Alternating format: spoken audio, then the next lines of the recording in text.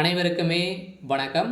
சற்று முன் ஒரு மிக மிக ஒரு முக்கியமான ஒரு செய்தி ஒன்று வெளியாகியுள்ளது. மீண்டும் அதிமுகவில் இணையும் செந்தில் பாலாஜி, பீதியில் முதல்வர் ஸ்டாலின். இது மாதிரி வந்து பார்த்தீங்கன்னா செய்திகள் வந்து வெளியே இருக்கு.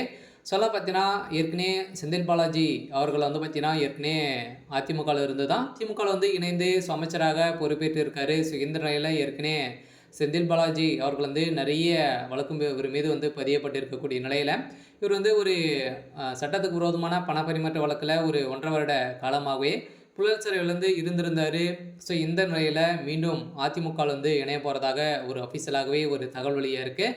ஸோ இந்த நிலையில் தான் திமுகவே பெரும் அதிர்ச்சியில் வந்து இருக்காங்க. ஸோ முதல்வர் ஸ்டாலின் அவர்கள் ஒரு தலையில் ஒரு மிகப்பெரிய இடியாக தான் வந்து விழுந்திருக்கு. ஸோ இதை பற்றி இந்த வீடியோவில் நம்ம முழுமையாக பார்க்கலாம். அதுக்கு முன்னாடி நம்ம சேனலுக்கு வந்து இப்போ தான் நீங்கள் முதல் முறையாக வந்திருக்கீங்க அப்படின்னா மறக்காமல் நம்மளுடைய சேனலை சப்ஸ்கிரைப் பண்ணி சப்போர்ட் பண்ணுங்கள். ஸோ வாங்க வீடியோக்குள்ளே போகலாம்.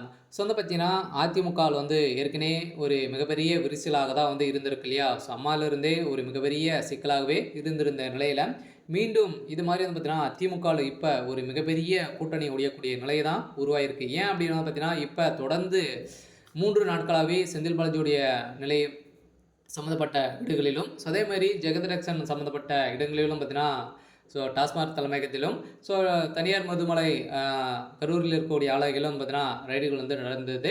ஸோ இந்த ரைடின் அடிப்படையில் இப்போ திமுகவுடைய தலைமையகம் தான் இப்போ செந்தில் பாலாஜி அவர்களுக்கும் ஜெகத்ரட்சன் அவர்களுக்கும் ரைடுகள் வந்து விட்டுருக்கு அப்படின்ற மாதிரி இப்போ அவர்களை ஒட்டுமொத்தமாக கதையை முடிக்கக்கூடிய நிலை வந்து திமுகவுடைய தலைமையகம் செய்து வருது. ஏற்கனவே செந்தில் பாலாஜி ஸோ அவர்கள் வந்து பார்த்தீங்கன்னா சிறைக்கு செல்லத்துக்கான அனைத்து ஏற்பாடுகளும் செய்தது முதல்வர் ஸ்டாலின் அவர்கள் தான் அப்படின்ற மாதிரி இப்போ செந்தில் பாலாஜி அவர்களுக்கு தெரிய வர இப்போ திமுகவுடைய தலைமையகம் ஒட்டுமொத்தமாக ஒழிய போகுது. இருந்தாலுமே செந்தில் பாலாஜி சாதாரணமாக வெளியே போக மாட்டார். அவர் வந்து பார்த்தீங்கன்னா அவர் போட்ட டார்கெட்டில் முடித்து விட்டு இப்போ வெளியில் போனார் அப்படின்னா ஒரு 3-4 அமைச்சர்களோடு தான் வெளியே போகிறதுக்கான அவருடைய ஒரு நிலையாகவே இருக்குது.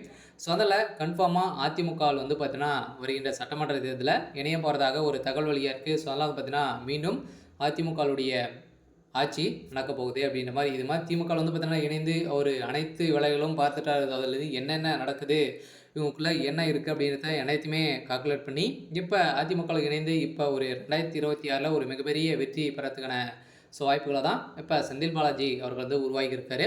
இருந்தாலும் திமுகவுடைய தலைமையகம் என்ன செய்ய போகிறாங்க இப்போ வந்து பார்த்திங்கன்னா இந்த ரைடின் அடிப்படையில் தான் செந்தில் பாலாஜி தொடர்புடைய இடங்களில் 3 நாட்களாகவே தொடர்ந்து ரைட் பண்ணுது. அதே மாதிரி திமுக சார்ந்த அமைச்சர் செந்தில் பாலாஜியோட வீட்டிலும் அதே மாதிரி ரைடு நடந்தப்படுது. இந்த ரைடின் அடிப்படையில் எக்கச்சக்கமான பணங்கள் தோண்ட வந்து பார்த்தீங்கன்னா கிடைத்த புதையலின் அடிப்படையில் இப்போ வசமாக திமுகவுடைய தலைமையகம் சிக்கி மாட்டியிருக்கு. இருந்தாலும் என்ன நடக்க போகுது அப்படின்றத வெயிட் பண்ணி பார்க்கலாம். ஸோ இது மாதிரி செய்திகளை தெரிஞ்சுக்கணும் அப்படின்னா மறக்காமல் நம்மளுடைய சேனலை சப்ஸ்கிரைப் பண்ணி சப்போர்ட் பண்ணுங்கள். தேங்க்யூ.